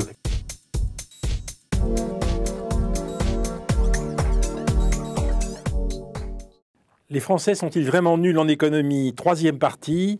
Alors les représentants d'un regard de l'État, je dirais-je, sont Hervé Boulanger et à côté d'Hervé Boulanger, Emmanuel Jessua. Alors Hervé Boulanger, de 2002 à 2004, vous avez exercé les fonctions de conseiller technique auprès du ministre de l'Économie, des Finances et de l'Industrie et auprès du ministre délégué au budget et à la réforme budgétaire, puis en 2004-2005 jusqu'à 2009-2012 et 2013, de conseiller et directeur adjoint du cabinet du ministre des Petites et Moyennes Entreprises, du Commerce, de l'Artisanat, des Professions libérales et de la Consommation. Et puis depuis 2012, à la Cour des comptes, vous réalisez pour l'État des missions de conseil et d'audit qui sont comptables et financières et qui permettent d'évaluer, au fond, les politiques publiques. Alors, je voudrais partir d'abord de la sagesse du fonctionnaire que vous avez explicité en 2020 et dire que, au fond, vous, Hervé Boulanger, vous défendez l'éthique du fonctionnaire en posant un autre regard sur la fonction publique. Et vous dites que c'est en luttant contre les stéréotypes que le fonctionnaire met à l'honneur le dévouement et la modestie dont les fonctionnaires font preuve chaque jour. Alors, grâce à votre expérience de haut fonctionnaire d'État, vous nous livrez des anecdotes exceptionnelles, pleines d'humour et d'émotion, et votre parcours n'a pas transformé seulement une pratique professionnelle. On peut dire que vous avez appris à préférer ce qui sert à ce qui se voit. Et je voudrais commencer par là et vous demander comment vous avez fait ce choix. Le choix de la fonction publique. Ben oui. Le choix de la fonction publique, c'est l'envie de servir son pays, d'être utile, et puis le concept d'intérêt général aussi, c'est quelque chose de très important, c'est-à-dire que c'est une aspiration de chacun de nous, enfin de chaque être humain, d'être à un moment plus au service de l'intérêt général que des intérêts privés. Et il y en a qui décident d'en faire un choix de vie, en fait, qui décident de consacrer leur vie à l'intérêt général, en sachant que, bien sûr, c'est à la fois le service de l'intérêt général mis en œuvre par les fonctionnaires et puis bien sûr la mise en œuvre des intérêts privés par d'autres personnes qui font fonctionner le monde. Hein, bien sûr, les deux sont nécessaires. Mais voilà, le choix, c'est celui-là en fait. Voilà. Les hommes que nous avons entendus jusqu'ici, Alexandre Mironesco d'une part, Alain Lemasson et André Fourcent ensuite, sont liés à l'initiative privée.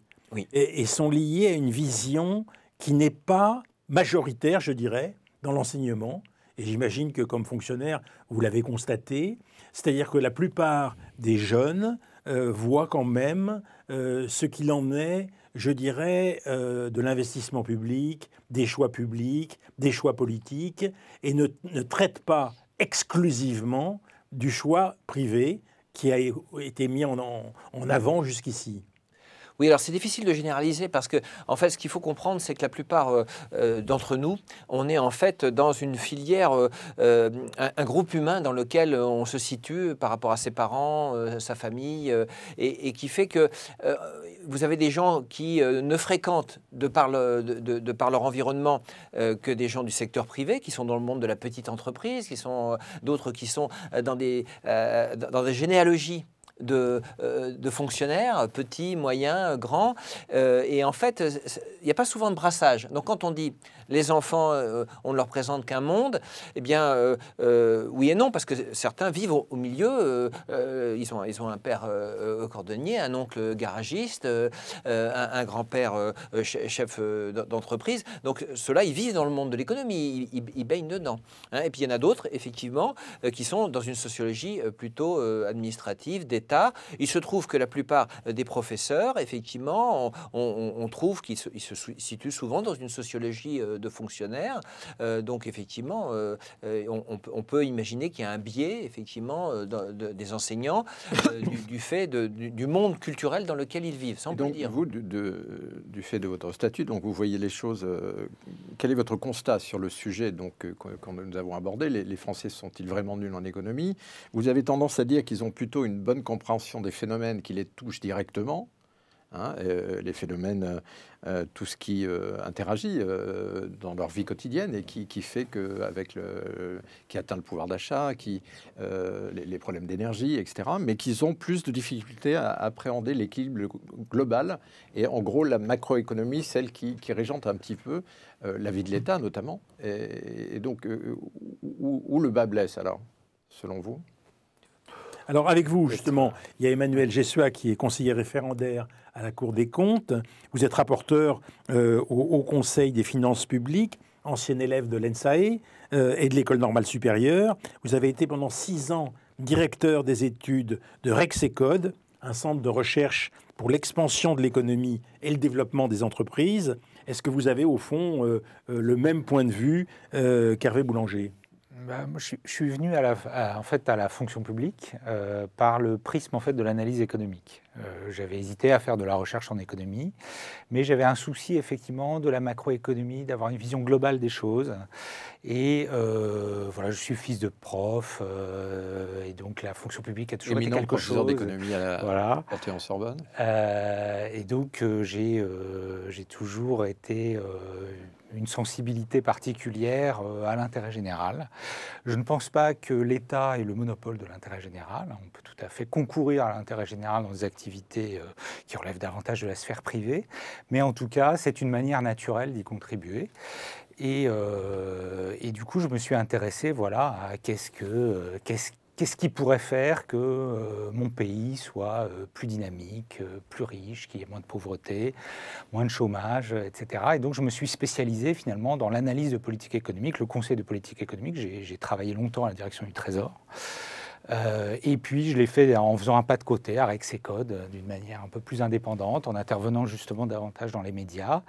Et au fur et à mesure de ma carrière un peu d'économiste avec une sensibilité d'intérêt général, je me suis aperçu que le cœur finalement de ce que j'appellerais l'équation difficile de notre politique économique est à l'interface entre la macroéconomie, les questions de croissance et celles de finances publiques.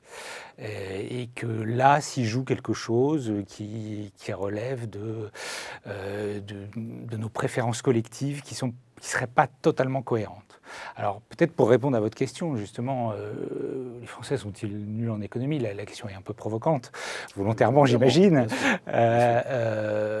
Oui, je pense que les Français ont une bonne compréhension de ce qui les touche directement, de comment gérer un budget, voilà, là, on a connu une inflation énergétique d'une ampleur tout à fait exceptionnelle. Je pense qu'ils ont bien compris les tenants et les aboutissants.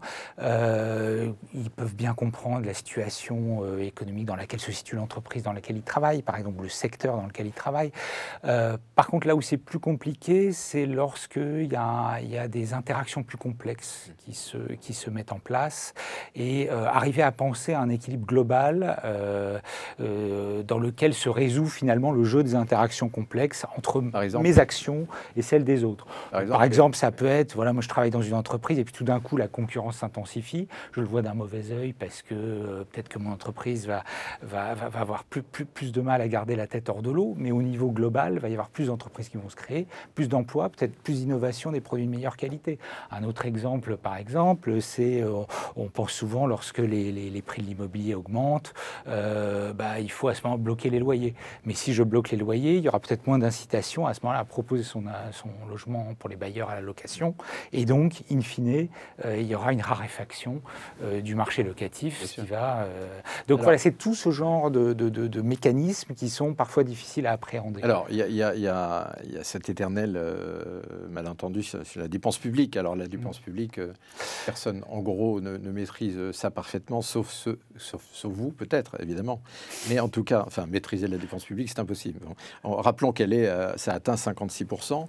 Et que l'Union européenne préconise, et Keynes préconisait qu'il ne fallait pas dépenser 25%, par exemple, et qui était pourtant partisan de l'interventionnisme d'État, on le sait. Hein. Donc là, la France est largement en tête des pays de l'OCDE. Et là encore, quand il y a des critiques qui traitent la politique française du libéral ou ultralibéral, là, pour le coup, ça n'est rien comprendre au concept, puisque, au contraire, l'État français est un des plus distributifs au monde, hein, ça c'est clair, on l'a bien vu avec justement le quoi qu'il en coûte au moment du Covid, mais c'est le cas aujourd'hui, et notamment ces dépenses publiques qui montrent bien que ça ne peut pas être une politique libérale. Et donc, face à ça, il y a une demande de dépenses publiques, hein, on veut de la dépense publique, parce que, évidemment, on attend ça de l'État, mais en contrepartie, on veut moins d'impôts, donc il y a quand même un déséquilibre, voilà, qui est patent. C'est toute la question. Effectivement, on peut avoir des préférences collectives qui sont tout à fait honorables en faveur de l'intervention publique. Il y a 1000 raisons pour lesquelles l'État pourrait intervenir, à la fois sur l'éducation, sur la redistribution, sur l'innovation, la recherche fondamentale. La question, c'est de mettre en cohérence nos aspirations qui peuvent être contradictoires. C'est-à-dire, moi, individuellement, je suis en demande d'intervention publique dans tous les domaines que je viens d'évoquer. Il y a évidemment le défi climatique. Et en même temps, j'ai envie que mes impôts ne soient pas trop élevés. Et en réalité, l'équation difficile dans laquelle on se retrouve, c'est qu'on se distingue en Europe, non seulement, vous l'avez mentionné, par le ratio de dépenses publiques rapporté au PIB, 56%, qui est le plus élevé d'Europe, mais en contrepartie également, en réalité, des prélèvements obligatoires aussi les plus élevés. Et on l'a bien vu avec le mouvement des Gilets jaunes. On sent bien qu'on touche quand même à une certaine limite. On n'a probablement pas énormément de marge de manœuvre pour augmenter encore les prélèvements obligatoires. On pourrait les distribuer différemment, mais c'est une autre question. Et du coup, comme on n'arrive pas à totalement réconcilier ça, comme il y a des limites quand même au consentement à l'impôt, alors que nos désirs d'intervention publique, eux, j'allais dire sont sans limite, c'est exagéré, mais en tout cas augmentent régulièrement, on laisse aussi un peu filer le déficit. Ça fait depuis 1975 qu'on n'a pas de budget à l'équilibre. On a un déficit régulièrement en dessous du seuil des 3%. Alors voilà, il est au-dessus. Là, le gouvernement prévoit pour 2023 4,9% du PIB, donc qui est un déficit considérable. Et évidemment, derrière tout ça, il y a la dette. La dette, c'est la somme des déficits accumulés au cours des années, qui dépasse 3 000 milliards en 2023. Qui existe, puisqu'il y a le remboursement de la dette, que l'impôt ne suffit même pas à combler. Voilà, il paye juste les intérêts. Exactement, et surtout qui préempte des dépenses qui pourraient être utiles par ailleurs. Ouais. Hervé Blanger, j'aimerais que vous expliquiez si au fond la thèse d'Alexandre Mironesco qui a été donnée au début de cette émission, selon laquelle il y aurait en France au fond trop de gens qui s'interrogeraient sur des questions qui sont politiques, globales, et qui n'ont pas d'abord et exclusivement une vision concrète de l'économie, une vision, je dirais, comptable de l'économie. Est-ce que vous pensez que c'est une manière de juger l'économie qui est retenable, ou bien est-ce que vous pensez que ce que vous faites est plus complexe parce que fait entrer aussi la question politique dans la compréhension de l'économie? Alors déjà, c'est normal qu'un pays comme la France, qui est très politique, s'intéresse plus aux questions politiques qu'aux questions de microéconomie. Hein. C'est connu, ça fait partie de notre ADN culturel par rapport à nos amis anglais ou nos amis néerlandais. Voilà, vous pouvez passer un moment avec un groupe des néerlandais ou d'anglais. Le sujet politique va moins intéresser que le sujet, effectivement, de l'économie, voire de la microéconomie. Donc voilà, il faut assumer ce que nous sommes aussi en tant que peuple. Et donc, donc, il y a ce problème-là. Après, la connaissance des Français de l'économie... les Français ne sont pas différents des autres pour ce qui concerne leur propre économie. Donc ils ne sont pas nuls en économie alors? Quand ça les concerne leur propre économie, avec un taux d'épargne des Français qui est de 17%, une épargne qui est plutôt bien placée, ça veut dire que le niveau de compétence générale des Français en économie pour leur propre économie, elle est bonne. Alors après, en ce qui concerne l'économie de l'État, ça c'est un autre sujet, c'est évidemment beaucoup plus complexe, comme vous le disiez il y a un instant. Et puis surtout, on a une difficulté qui n'est pas comparable entre l'État et les particuliers, c'est que l'État, il se trouve historiquement actuellement, qui trouve des gens pour lui prêter sans limite, pratiquement sans limite. Pourquoi? Eh bien parce que il y a beaucoup de, vous savez que sur 36 pays de l'OCDE, il y en a la moitié qui ont une retraite par capitalisation et non pas par répartition. Donc ça veut dire que les gens, pour préparer leur retraite, un jeune Coréen, un jeune Japonais, un jeune Américain ou autre, et qui se dit je veux épargner pour ma retraite, à un moment je vais prendre ma retraite, il va voir son assurance vie de sa banque, il prête de l'argent et il se dit moi quand j'aurai 65 ans, je voudrais partir à la retraite et donc alors l'assurance vie qui se retrouve dans cette situation-là, eh bien, coréenne, américaine ou autre, elle va placer l'argent. Elle va chercher à placer l'argent en attendant que la personne parte à la retraite. Et cet argent, elle va le placer. Bon, elle va acheter des parts d'entreprise ici ou là, des grandes sociétés du CAC 40 ou du Nasdaq ou autre, mais c'est pas assez et c'est même pas beaucoup. Donc, elle va surtout acheter en fait des bons du Trésor des États. Et il n'y en a pas beaucoup des États fiables qui vendent des bons du Trésor, des OAT. Il n'y en a pas tant que ça finalement, des États fiables. Parmi ces États fiables, il y a la France qui est classée encore par les agences de notation de manière assez satisfaisante. Et donc, ça veut dire que vous avez, à travers le monde, des millions et des millions de personnes qui veulent vous prêter de l'argent. Donc, pour un État comme la France, à l'inverse d'un particulier, il a des prêteurs, pour l'instant, qui sont prêts à prêter. Donc, c'est ça que les gens, peut-être, ont du mal à comprendre. Ils se disent, mais pour eux-mêmes, ils se disent, je ne peux pas faire comme fait l'État, d'avoir une croissance de 1% et de dépenser 3% de plus chaque année. Je ne peux pas le faire. Mais l'État, lui, il semble pouvoir le faire parce qu'on a l'impression qu'il dit il va s'arrêter. C'est un puissant fond. C'est un puissant fond, mais parce qu'il trouve toujours des prêteurs, ce qui ne serait pas le cas d'un particulier. Sauf que on sait bien que tout ne monte pas jusqu'au ciel et qu'à un moment, la fête est susceptible de s'arrêter. C'est-à-dire que quand les prêteurs vont commencer à se méfier de la capacité de l'État à rembourser, on va avoir une dégradation de notre note dans les agences de notation qui va entraîner une hausse du taux d'intérêt. Et vous voyez là, si on reste sur la courbe actuelle, si vous voulez, on peut se retrouver en 2027, par exemple, s'il n'y a pas de changement radical, avec une dette à rembourser chaque année qui correspond au budget de l'éducation nationale et de la culture cumulée, si vous voulez. Donc à ce moment-là, bon, certes, on trouve toujours des gens pour nous prêter, mais à un moment, ça ne passe plus. Et sauf que ce moment, on ne le connaît pas. Il peut être dans 6 mois, dans 5 ans ou dans 30 ans. C'est impossible à savoir. Donc c'est ça la différence majeure entre un État et les particuliers, ce qui fait que... Ce sont ces mécanismes que les particuliers ont du mal à comprendre. Ils sont un peu difficiles à comprendre, voilà. Alors c'est ce qu'on peut lire grâce au bulletin que vous avez publié à la Cour des comptes et qui s'appelle « La situation et les perspectives des finances publiques ». Chaque année. Parce que chaque année, vous publiez ce document. Et c'est très, très intéressant parce que c'est un des documents qui nous explique, au fond, comment les finances publiques s'investissent dans les dépenses que nous envisageons aujourd'hui. Et en conséquence, comment est-ce qu'on peut les critiquer? Et au nom de quoi on peut les critiquer? Et sur quelle base?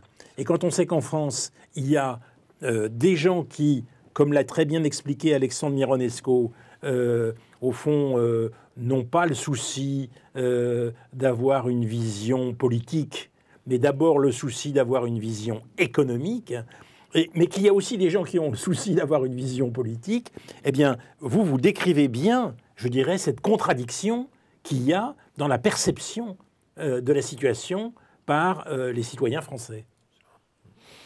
Oui, et puis c'est aussi une lecture un peu critique sur finalement sur la trajectoire empruntée par les finances publiques. Est-ce que les efforts d'économie projetés sont suffisants pour garantir, par exemple, une stabilité de la dette? Au moins, on part du PIB, parce qu'en milliards d'euros courants, elle continue à progresser. Ah oui. Il faut au moins qu'elle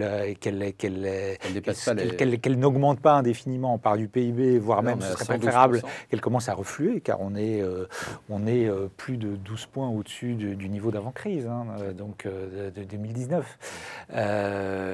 Donc voilà, c'est aussi une lecture critique un peu des hypothèses nécessaires, à la fois sur la croissance qu'on peut escompter, sur les économies qu'on est en capacité de faire. La réduction du déficit à horizon 2027. Pour tenir finalement revenir à la fois nos engagements par rapport à nous-mêmes, également nos engagements par rapport à nos partenaires européens. C'est ça. En fait, l'examen de l'ensemble de la dépense publique, y compris les dépenses sociales, n'est pas toujours pris en compte par la totalité des citoyens. En plus, il y a parfois une vision un peu biaisée de la dépense publique. Il y a beaucoup de citoyens qui pensent que la dépense publique, c'est essentiellement payer des fonctionnaires dans des bureaux qui ne sont pas dans l'esprit de certains, peut-être même qui ne travaillent pas assez. En tout cas, qu'il y aurait des gains d'efficacité. En réalité, il faut avoir en tête qu'une grande partie de la dépense publique, c'est aussi des transferts. En particulier, par exemple, une dépense qui fait un quart de la dépense publique, c'est les dépenses de retraite. Et donc, les dépenses de retraite, c'est financé par la collectivité et par les gens qui travaillent aujourd'hui, sur lesquels une partie de leur revenu est prélevée par des cotisations. Avec de moins en moins de cotisants par rapport au nombre de retraités qui est en train, évidemment, de... Et donc, du coup, on comprend aussi la nécessité de faire régulièrement des réformes des retraites pour s'adapter à la fois à une croissance plus faible, à une démographie qui est... Et c'est là où le rôle de l'État aussi, et de l'institution que vous représentez, est aussi pédagogique. Ça, c'est une dimension pédagogique, et vous devez. Donc, de quelle manière assurez-vous cette pédagogie à l'endroit du public? Il y a des interventions, il y a des supports comme celui-là, il y a des... comment ça se passe? De presse, conférences de presse, bien sûr. Des documents pédagogiques plus ramassés, qui sont des résumés, qu'on trouve sur les réseaux sociaux, bien sûr, oui. Et puis des événements aussi qui peuvent être consacrés à telle ou telle thématique et qui... Est-ce qu'il y a un regard politique chez vous qui fait que vous tirez les conséquences d'évaluations négatives et vous supprimez ou vous réformez des dépenses inefficaces? C'est un point crucial. On a consacré justement tout un chapitre un peu thématique dans le rapport de cette année sur ce que peut être la qualité de la dépense publique. Alors il y a différents critères, notamment évidemment l'efficacité, l'efficience de la dépense publique, qui doit être assis sur des évaluations rigoureuses. Et en fait, une des grandes difficultés de l'intervention publique, notamment par rapport au choix privé, c'est que en réalité, quand quelque chose ne marche pas dans le secteur privé, on retire ses billes assez vite, on en tire les conclusions assez vite. Dans le domaine public, c'est plus compliqué. Il y a des inerties, il y a des effets de cliquet qui font que dès qu'on crée une fois qu'on a créé une nouvelle dépense, c'est très très difficile de revenir en arrière. Et on le voit bien d'ailleurs historiquement sur l'évolution de la dépense publique par rapport au PIB. Après chaque crise, on a augmenté la dépense publique et on n'est jamais revenu ensuite en arrière une fois que la situation s'est calmée. Et là, un des enjeux, effectivement, c'est d'arriver à non seulement avoir des évaluations de l'efficacité de la dépense publique, mais de pouvoir en tirer les conséquences lorsque ces évaluations ne sont pas concluantes. Et nos gouvernants ont souvent pris l'engagement de s'attaquer justement à la dette, ou par exemple, on se souvient du gouvernement Jospin qui, à un moment, avait une fenêtre de tir où il aurait pu réduire la dette, il ne l'a pas fait, mais les autres sur la cagnotte non plus. Mais les autres non plus. Voilà, bon. Donc là, il y a eu... Il y a une certaine constance. Voilà, c'est toujours renvoyé, effectivement, quels que soient les gouvernements, renvoyé au calendrier grec, comme on dit. Dès que vous faites une dépense publique supplémentaire, que ce soit une dépense fiscale, une niche fiscale, comme on dit, ou que ce soit une dépense, il y a quelqu'un qui reçoit l'argent. Donc, et c'est pas l'État, enfin, c'est des particuliers. Donc, ça veut dire que quand vous dites, non, finalement, on va plus le faire, il y a des gens qui vont perdre de l'argent. Donc, il faut bien comprendre qu'on dit toujours, d'ailleurs, derrière une niche fiscale, il y a un chien qui défend la niche fiscale. Bah, c'est qu'effectivement, Plusieurs. voilà, il n'y a jamais un moment, une décision. Donc le pouvoir politique, c'est difficile pour lui de dire accorder une dépense en plus, c'est facile parce que là, d'un seul coup, il y a des gens qui n'avaient pas de l'argent public, qui en reçoivent. Bon, c'est beaucoup plus facile dans ce sens-là que de dire bah, vous aviez de l'argent public, maintenant on va vous le retirer. Donc ça, c'est très très difficile et c'est d'autant plus difficile pour un gouvernement quel qu'il soit que par ailleurs, il peut puiser. Il trouve toujours des prêteurs. Même si l'impôt ne suffit pas pour payer toutes ces dépenses-là, il peut trouver des prêteurs pour combler la différence. Donc, effectivement, c'est très, très difficile et ça nécessite effectivement du courage politique parce que vous allez obligatoirement déclencher des protestations, bien sûr. Il y a aussi l'idée, parfois, qu'on trouve dans le grand public que mais finalement, quand on a des problèmes majeurs, finalement, l'argent, on en trouve. On en a trouvé pendant la crise sanitaire, le quoi qu'il en coûte, etc. Mais là, il faut vraiment mettre la carte bancaire dans le mur et ça sort. Faire comprendre, en fait, une différence dans l'esprit du grand public entre des dépenses exceptionnelles qui ont vocation à être temporaires et des nouvelles dépenses qui sont permanentes et qui vont peser de manière permanente sur le déficit. Et ce n'est pas du tout la même chose. On ne pourrait pas se permettre un Covid chaque année. Mais la publication de ce débat, au fond, sur des points de vue différents concernant ce que fait la société et ce que fait le gouvernement, c'est pas finalement suffisamment important pour nous éviter une tutelle individuelle des économistes sur l'économie française. C'est-à-dire, au fond, les Français ne sont pas nuls en économie. Les Français font entrer des choses très, très diverses dans l'économie. C'est la question qu'on posait dans cette émission. Mais finalement, il y a énormément de choses qui entrent, notamment un point de vue de l'État, notamment un point de vue des Français qui ont les moyens d'intervenir, et qu'en fait, cette contradiction est intéressante, parce que de cette contradiction sort la réalité, non ? Oui, bien sûr, comme dans toute contradiction, c'est le débat entre les différents éléments de la contradiction qui aboutit à une décision et à une réalité, oui. Donc non à la contestation systématique d'un point de vue qui serait seulement le point de vue de ceux qui ont le plus de moyens pour intervenir dans le système. Je pense qu'on n'a jamais défendu... non, je vous pose la question. En tout cas, parce que nous, on l'a défendu dans la première partie de l'émission. Ça a été défendu par nos invités. L'idée est quand même que la question doit être posée, parce qu'elle est posée par de plus en plus de voix aujourd'hui. Il y a quand même une incompréhension assez étonnante par rapport à d'autres pays, des Français, en tout cas, pas de tous les Français, mais d'un trop grand nombre de Français quant aux règles qui régissent l'économie. La question mérite d'être posée. Après, débat, il doit y avoir, bien entendu. Et les choses ne sont pas simples. Et vous avez une vision de serviteur de l'État. Notre rôle ici à la Cour, et notamment à travers ces rapports, voilà. ces prises de parole publiques, notamment de premier président Pierre Moscovici, c'est de faire de la pédagogie, d'alerter, sur la situation, sur les réalités telles qu'on les décèle. Sans que ce soit toujours suivi des faits, malheureusement. C'est ainsi, mais en tout cas, ça permet finalement de nourrir aussi le débat public, la prise de conscience du public dans un positionnement, dont d'ailleurs Pierre Moscovici a mal rappelé, à mi-chemin entre le Parlement et le gouvernement. Mais ce serait peut-être bien que vous puissiez, le représentant de l'État, aux fonctionnaires à la Cour des comptes, ce serait bien que vous interveniez peut-être plus dans les médias pour porter justement cette part pédagogique et essayer de faire comprendre en quoi l'État c'est complexe et en quoi ça mérite justement une pédagogie. Oui, alors bien sûr, mais enfin, comme vous le disiez tout à l'heure, ça se joue aussi beaucoup à l'école, parce que... Bien sûr. Sinon, les gens, ils ont des tas de préoccupations, l'esprit pris par beaucoup de choses.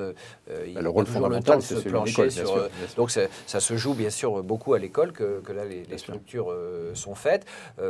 Par exemple, on évoquait tout à l'heure le fait que les jeunes ne sont pas assez... on leur présente pas assez l'économie de l'entreprise. Bon, aujourd'hui... il a été introduit il y a quelques années pour les collégiens la possibilité de faire un stage en entreprise. Voilà, les entreprises ont la possibilité là d'accueillir des jeunes, d'être proactifs d'ailleurs pour accueillir ces jeunes, hein, pour leur expliquer comment ça marche réellement dans une entreprise.